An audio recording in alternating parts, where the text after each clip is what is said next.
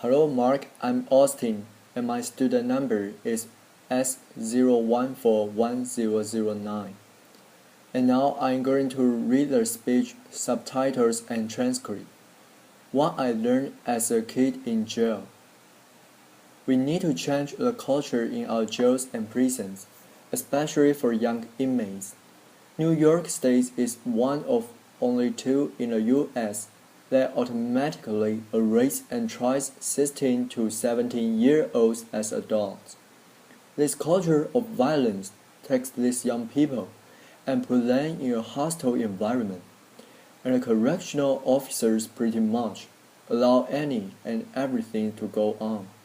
There's not really much for these young people to do to actually enhance their talents and actually rehabilitate them until we can raise the age of criminal responsibility to 18. We need to focus on changing the daily lives of these young people.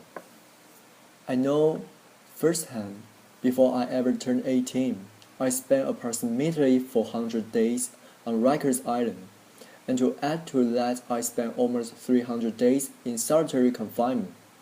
And let me tell you this, screaming at the top of your lungs all day on your cell door, or screaming at the top of your lungs out the window, it gets tiring.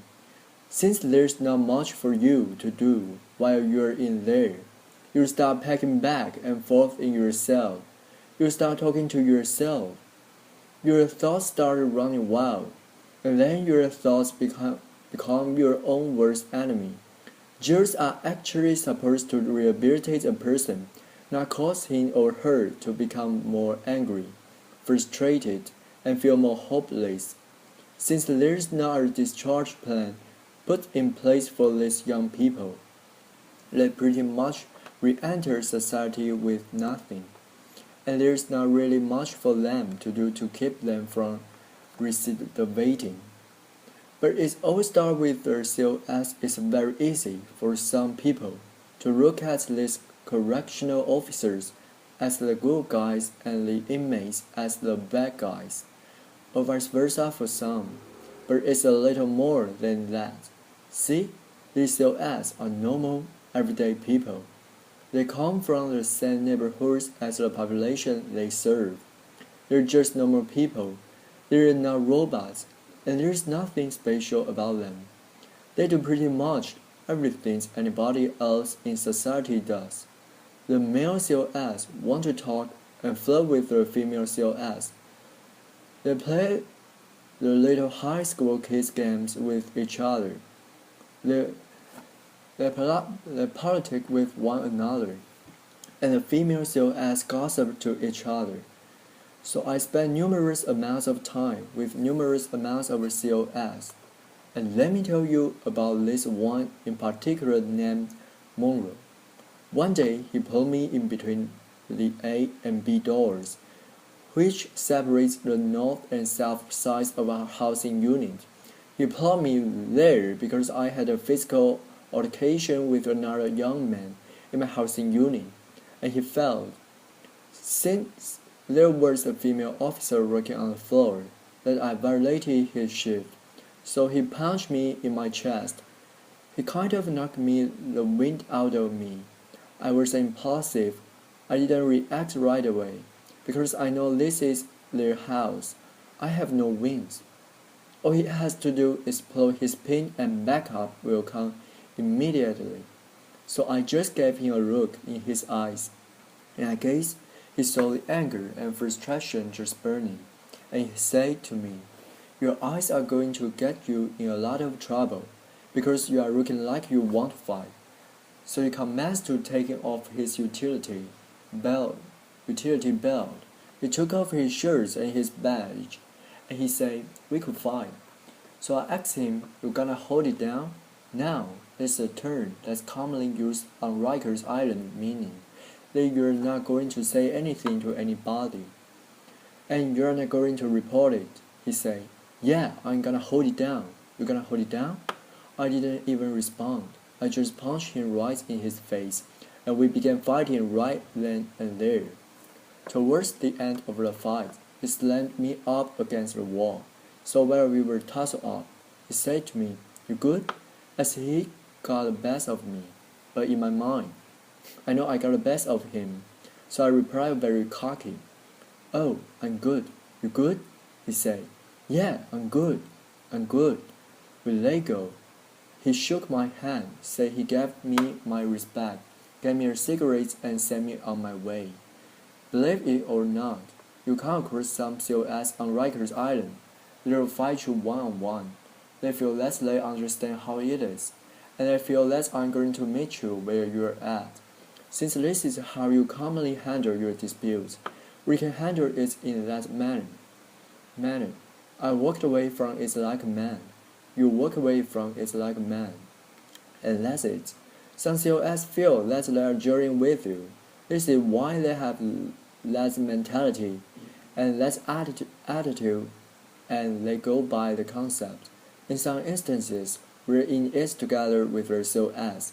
However, institutions need to give these correctional officers proper training on how to properly deal with the adolescent population. And they also need to give them proper training on how to deal with the mental health population as well. These COS play a big factor in these young people's lives for X amount of time until these positions reach on their case. So why not try to mentor these young people while they are there? Why not try to give them some type of insight to make a change? So once they re-enter back into society, they're doing something positive. The second big thing to help our teams in jails is better programming. When I was on Rikers Island, the huge thing was solitary confinement. Solitary confinement was originally designed to break a person mentally, physically and emotionally. That's what it was designed for.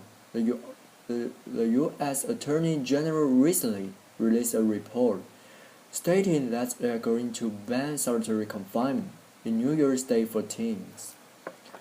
One thing that kept me sane while I was in solitary confinement was reading. I tried to educate myself as much as possible. I read any and everything I could get my hands on. And aside from that, I wrote music and short stories. Some programs that I feel would benefit our young people are art therapy programs for the kids that like to draw and have that talent. And what about the young individuals that are musically inclined? How about a music program for them that actually teaches them how to write and make music? Just a thought. When adolescents come to Rikers Island, C74 RNDC is the building that they are hosting. That's nicknamed Gladiator School because you have a young individual coming it from the street thinking that they are tough, being surrounded by a bunch of other younger individuals from over 5 or olds, and everybody feels that they're tough. So now you have a bunch of young gentlemen poking their chest out feeling that I have to prove I'm equally as tough as you, or I'm tougher than you and you. But let's be honest, the culture is very dangerous and damaging to our young people. We need to help institutions and these teens realize that they don't have to lead the previous lifestyle that they led when they were on the street, that they can actually make a change. It's sad to report that while I was in prison, I used to hear dudes talking about when they get released from prison, what type of crimes they are going to commit when they get back in the street. The conversation used to sound something like this: "Oh, when I hit the street, my brother got this connection for this, that and the third. Or my man over here got this connection for a low price. Let's exchange information, and when we hit a town, we're going to do it real big." I used to hear these conversations and think to myself, wow, these dudes are really talking about going back in the street and committing future crimes. So I came up with a name for that. I call it a go back to jail quick scheme, because really, how long is that going to last? You get a retirement plan with that? Nice little pension, 401k, 403b, you get health insurance, dental. But I will tell you this, being in jail and being in prison, I came across some of the most intelligent, brilliant and talented people that I will ever meet. I've seen individuals take a potato chip bag and turn it into the most beautiful picture frame. I've seen individuals take the state soap that's provided for free and turn them into the most beautiful sculptures. That would make Michelangelo look like a kindergartner made it. At the age of 21, I was in a maximum security prison called Elmira's Correctional Facility. I just came out of the waste shack from working out. I saw an older gentleman that I knew standing in the middle of the yard, just looking up at the sky. Mind you, this older gentleman was serving a 33 and a third to life sentence, in which he already had served 20 years of that sentence. So I walked up to him and I said, "Oh gee, what's going on, man? You good?" He looked at me and he said, "Yeah, I'm good, young blood." I'm like, "So what are you looking up at the sky for, man? What's so fascinating up there?" He said, "You look up and you tell me what you see." Clouds. He said, "Alright, what else do you see?" At that time, there was a plane passing by. I said, "Alright, I see an airplane." He said, "Exactly. And what's on that airplane?" "People." "Exactly. Now where's that plane and those people going?" "I don't know. You know?" "Please let me know if you do. Then let me get some lottery numbers." He said, "You're missing the big picture, young blood. That plane with those people is going somewhere.